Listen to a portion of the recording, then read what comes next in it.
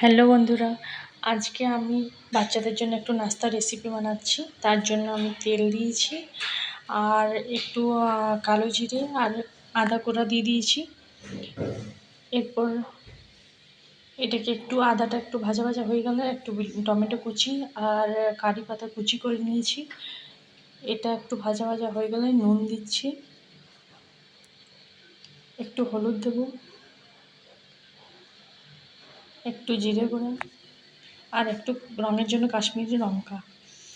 যেহেতু বাচ্চারা খাবে সেই জন্য আমি লঙ্কা দিইনি, আপনারা লঙ্কা দিতেও পারেন। এরপর একটা আলুকে আমি গ্রেট করে নিয়েছিলাম, সেটা দিচ্ছি। সেটা একটু ভাজা ভাজা হয়ে গেলে জল ঢেলে জলটা একটু মরিয়ে নেব। আর এরপরে একটা কাচের বাটিতে আমি রুল ময়দা নিয়েছিলাম, সেটা দিয়ে ভালো করে আঠা আঠা করে ম্যাশ করে নেব। তো এইভাবে নাড়তে নাড়তে